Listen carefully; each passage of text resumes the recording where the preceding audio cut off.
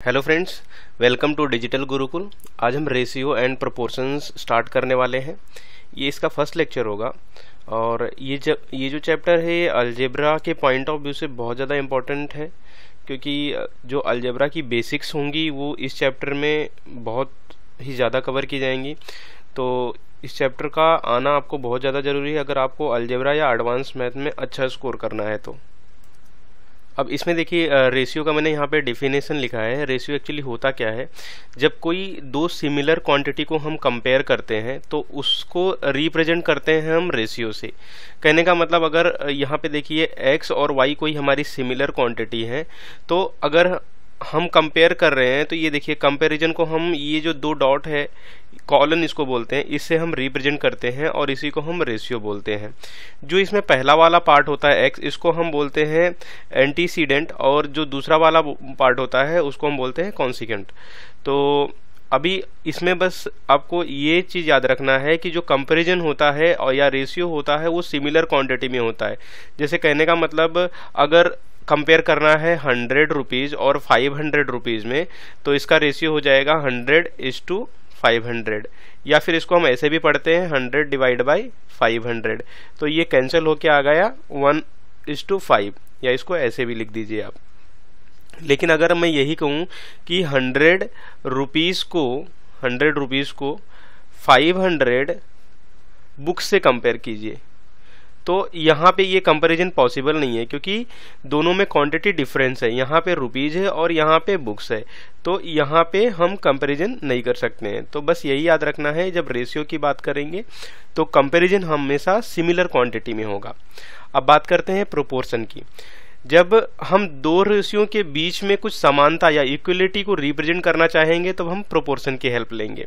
ठीक है, अब कहने का मतलब, अब यहाँ पे देखिए A:B और C:D दो रेशियो होते, इनके बीच में हमें इक्वलिटी के लिए ये जो सिंबल यूज किया, इसी को हम कहते हैं प्रोपोर्शन।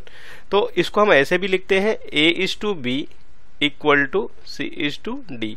इसको हम ऐसे भी लिख सकते हैं A/B = C/D। तो इसके बारे में तो डिटेल में जब मैं प्रोपोर्शन अभी स्टार्ट करूंगा तब बता दूंगा। फिलहाल अभी हम रेशियो ही देखते हैं। अब देखते हैं टाइप्स ऑफ रेशियो क्या है।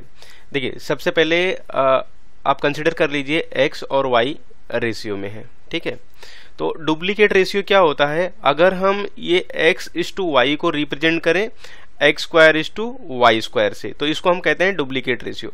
एग्जाम्पल के तौर पे देख लीजिए, अगर हमारे पास 2:3 दिया हुआ है और हमें पूछा रहे कि find the duplicate ratio of 2:3, तो आप क्या करेंगे, सिंपली इसको स्क्वायर कर देंगे, तो ये क्या हो जाएगा 4:9। तो ये इसका आंसर हो जाएगा।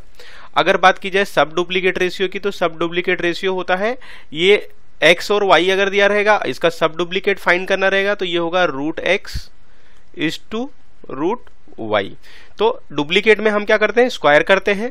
सब डुप्लीकेट में क्या करते हैं, हम उसका स्क्वायर रूट निकालते हैं। तो अगर हमारे पास 25 है और 49 है और हमें कहा रहे कि फाइंड दी सब डुप्लीकेट रेशियो ऑफ 25:49, तो आप क्या करेंगे, इसका स्क्वायर रूट कर देंगे 25/√49। तो इसका आंसर हो जाएगा 5:7। फिर ट्रिप्लीकेट रेशियो, अगर आपको डुप्लीकेट रेशियो समझ में आ गया है तो आपको ट्रिप्लीकेट में भी दिक्कत नहीं होनी चाहिए। ये क्या होगा, x³ और अगर सब ट्रिप्लीकेट की बात करेंगे तो ये क्या हो जाएगा, √(x)⁻√y। देखिए, ये चीजें बहुत बेसिक हैं, एग्जाम में कभी इस टाइप के क्वेश्चंस पूछे नहीं गए हैं, लेकिन आपको हमेशा प्रिपेयर होना चाहिए। क्योंकि अब क्या हो रहा है, पहले जब CGL का पेपर होता था या बाकी कोई भी कॉम्पिटिटिव एग्जाम्स का पेपर होता था, तो गिन चुन के वो 1 या 2 पाली में खत्म हो जाता था, तो उसमें क्वेश्चन बहुत लिमिटेड होते थे। लेकिन अब क्या हो रहा है, अब ये 25-25 पाली तक पेपर चल रहा है, तो इसमें क्वेश्चंस जो तुम्हारे रहेंगे वो बहुत ज्यादा वेरी करेंगे, कुछ भी आ सकता है। तो ये जो बेसिक चीजें हैं ये आपको अच्छे तरीके से पता होनी चाहिए। अब बात कर लेते हैं इनवर्स रेशियो की। अब हमें पता है, अगर x:y है और हमें इसका इनवर्स फाइंड करना है, तो इनवर्स क्या होता है, एग्जैक्टली उसका अपोजिट होता है। तो ये हो जाएगा y:x। y:x is the inverse ratio of x:y। फिर कंपाउंड रेशियो, अब ये देखिए, ये इंपॉर्टेंट है थोड़ा सा, इससे रिलेटेड क्वेश्चन 1-2 बार आ चुके हैं एग्जाम में। उसमें दिया रहेगा, अगर आपके पास x:y दिया हुआ है, p:q दिया हुआ है और L/m दिया हुआ है।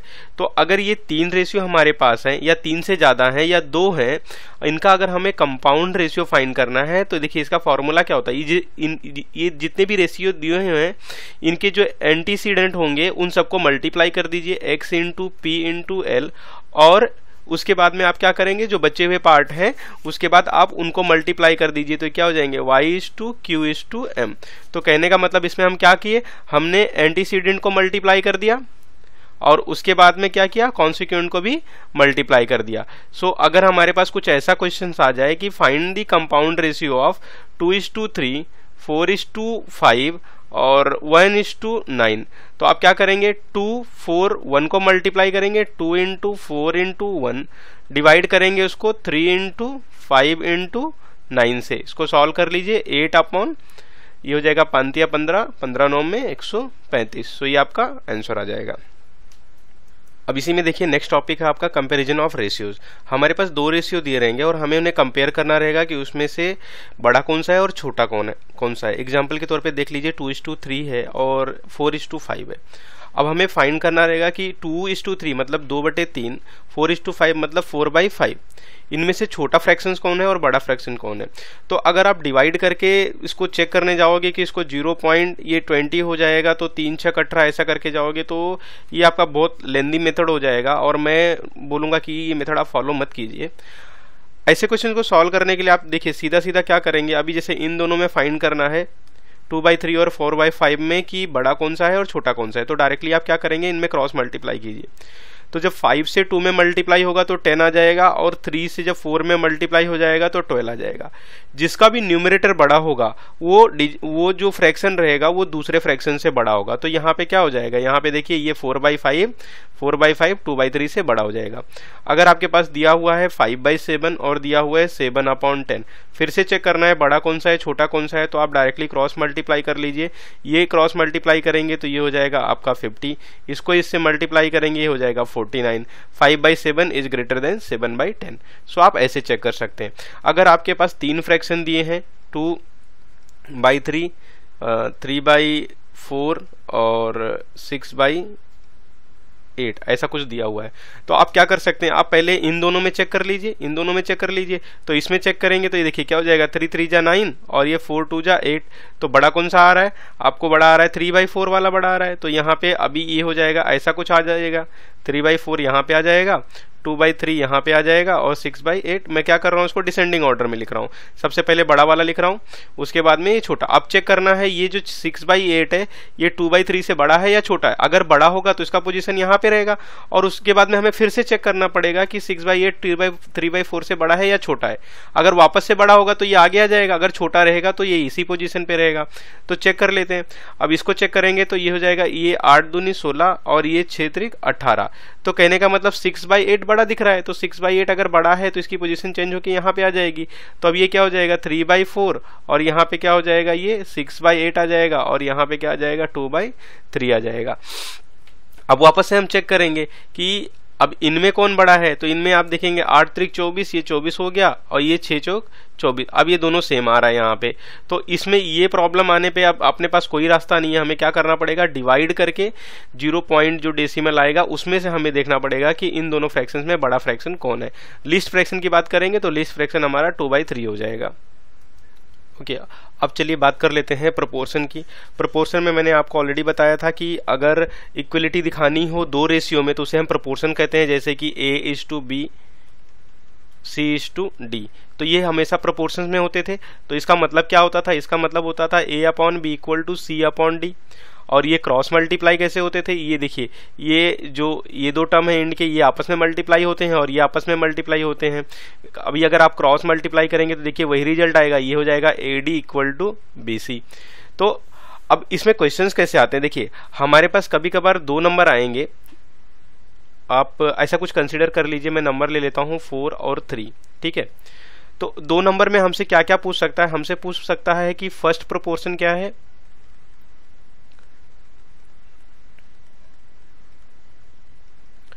फर्स्ट प्रोपोर्शन क्या है, जब फर्स्ट प्रोपोर्शन या इसको हम लोग हिंदी में बोलते हैं प्रथम समानुपाती, तो अगर फर्स्ट प्रोपोर्शन की बात की जाएगी और हमारे पास सिर्फ 2 नंबर रहेगा तो इसको कुछ हमें ऐसे लिखना पड़ेगा, ये फर्स्ट वाला जो रहेगा उसको x कंसिडर करना पड़ेगा, सेकंड 4 रहेगा और ये 3 रहेगा। तो इसको अब ये 3 है, इसको हमें 4 में लाके ही इसको सॉल्व करना रहता है। तो ये क्या हो जाता है, x is to 4 is to 4 is to 3। ये जो मिडल वाला टर्म होता है, ये मिडल वाला टर्म होता है, इसको 2 बार हमें रिपीट करना पड़ता है। तो ये क्या आ जाएगा आपका, अब ये मैंने बोला था कि ये बीच में जो दोनों होते हैं आपस में मल्टीप्लाई होते हैं और बाहर के दोनों आपस में मल्टीप्लाई होते हैं। तो ये कुछ ऐसा आ जाएगा 3x इक्वल टू 16, तो x इक्वल टू क्या आ जाएगा 16/3, ऐसा समथिंग कुछ आएगा। सो जब भी बात की जाएगी, अभी आप बस इतना ध्यान दीजिए, अगर 2 डिजिट वाली की बात करेंगे 4 3 रहेगा, तो अगर फर्स्ट प्रोपोर्शन पूछा रहेगा तो फर्स्ट प्रोपोर्शन का मतलब होता है x और 4 और 3 ऐसा हो जाएगा। फॉर्मूला हमेशा ऐसे ही रहेगा कि अगर 3 नंबर है तो उसको अगर हमें प्रोपोर्शन में रिप्रेजेंट करना रहेगा तो कुछ ऐसे ही करना पड़ेगा, जो मिडल वाला टर्म रहेगा वो 2 टाइम्स जाएगा और बाकी इंड वाले टर्म मल्टीप्लाई होंगे। या इसको हम डायरेक्टली कभी कभी ऐसे भी पढ़ते हैं, जो मिडल वाला टर्म रहेगा उसको हम स्क्वायर कर देते हैं और इंड के दोनों टर्म को मल्टीप्लाई कर लेते हैं। तो आपको जो कन्वीनियंट रहे आप वो याद रखिए। सेकेंड, अगर आप और क्या पूछ सकता है, सेकेंड प्रोपोर्शन पूछ सकता है। अगर सेकंड प्रोपोर्शन पूछेगा और हमें दिया रहेगा 4:3, तो सेकंड प्रोपोर्शन मतलब 4 यहां पे रहेगा, सेकंड यहां पे ये x हो जाएगा और ये 3 हो जाएगा। तो अब फॉर्मूला क्या हो जाएगा आपका, x² इक्वल टू 4 × 3 हो जाएगा। तो आप ऐसे इसको फाइंड कर सकते हैं। अगर हमसे थर्ड प्रोपोर्शन पूछा,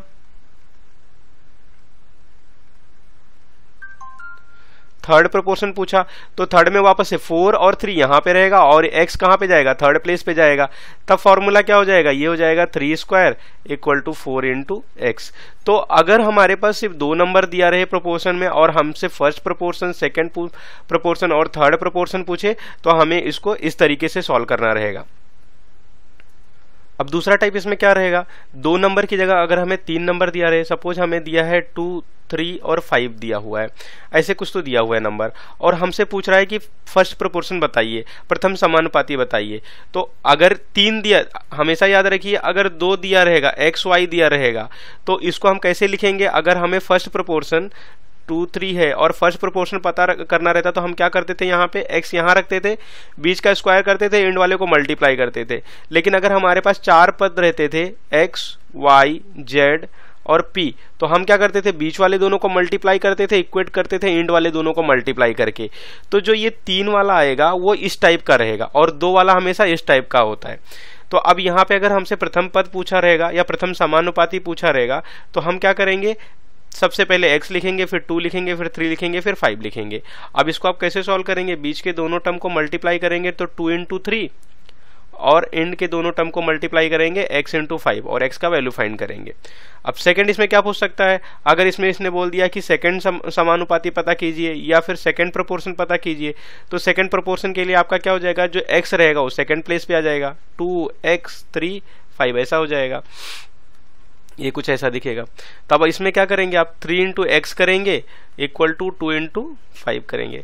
देखिए बस आप ये याद रखिएगा कि ये जो x है ये अपना पोजीशन चेंज करेगा, बाकी फॉर्मूला वही रहेगा, बीच के दोनों को मल्टीप्लाई करना है, उसको इक्वेट करना है आखिरी के दोनों को मल्टीप्लाई करके। अगर थर्ड प्रोपोर्शन पूछेगा तो क्या हो जाएगा, 2, 3, x 5। अब x कहाँ गया, थर्ड प्लेस पे चला गया, वापस से 3 × x होगा, 3 × x होगा, इसको हम इक्वेट करेंगे 2 × 5 से। अब फोर्थ प्रोपोर्शन की बात कर लीजिए, जब फोर्थ प्रोपोर्शन पूछेगा तो क्या हो जाएगा, ये 2, 3, 5 और x यहाँ पे आ जाएगा, अगेन क्या आ जाएगा, 3 × 5 हो जाएगा इक्वल टू 2 × x हो जाएगा। तो प्रोपोर्शन में अगर बेसिक देखा जाए तो बस इसी यही तरीके का आ सकता है, या तो 2 रहेगा, 2 में से पहला, दूसरा, तीसरा प्रोपोर्शन पूछता है, या फिर 3 रहेगा और तीनों में से क्या रहेगा, पहला, दूसरा, तीसरा और चौथा प्रोपोर्शन पूछ सकता है। अब ये देखिए, ये क्वेश्चन पूछा गया है, what is the third proportional to 9 and 45। तो ये उसी टाइप का क्वेश्चन है और एसएससी सीजीएल 2017 में पूछा गया है। देखिए थर्ड प्रोपोर्शन की बात की गई है, तो 9, 45 और x का पोजीशन कहाँ पे रहेगा, थर्ड पे रहेगा, सो x यहाँ पे आ गया, ये हमारा थर्ड प्रोपोर्शन हो गया। सो फॉर्मूला आपको पता है, मिडल वाले का स्क्वायर करना है, इसको इक्वेट करना है एंड के दोनों को मल्टीप्लाई करके, तो क्या हो जाएगा 45 का स्क्वायर, या फिर मैं 45 2 टाइम्स लिख लूँ, इक्वल टू क्या हो जाएगा 9 × x हो जाएगा। सो x का वैल्यू पता करना रहेगा, तो ये 45 × 45 डिवाइड बाई 9। अब इसको आप कैंसिल कीजिए, 9 पचे 45, ठीक है। सॉल्व करेंगे तो 5 पचे 25, 2 हाथ लगा, 5 चौक 20, 2 22। तो हमारा थर्ड प्रोपोर्शन का वैल्यू क्या आ गया, x इक्वल टू 2 to 5। तो देखिए इस टाइप के क्वेश्चंस आते हैं, प्री में आया है, एसएससी सीजीएल में, सीडीएस में भी ऐसे क्वेश्चंस पूछे गए हैं। तो ये आपको एकदम क्लियरली पता होना चाहिए। एक चीज और यहाँ पे ध्यान रखिए कि ये जो मिडल टर्म होता है इसको हम लोग मीन प्रोपोर्शन भी बोलते हैं, मीन प्रोपोर्शन। और ये जो इंड के टर्म होते हैं ये, इनको हम लोग बोलते हैं एक्सट्रीम प्रोपोर्शन। सो कभी कभी क्वेश्चन में डायरेक्टली फर्स्ट सेकंड थर्ड ना पूछ लेता है कि फाइंड द मीन प्रोपोर्शन।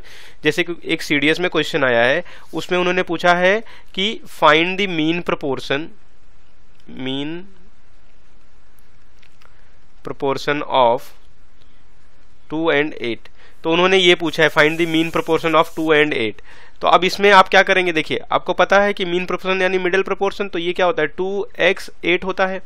तो यहाँ पे हम क्या करते हैं, x का स्क्वायर करते हैं, x square equal to 2 into 8, ऐसे ही होगा।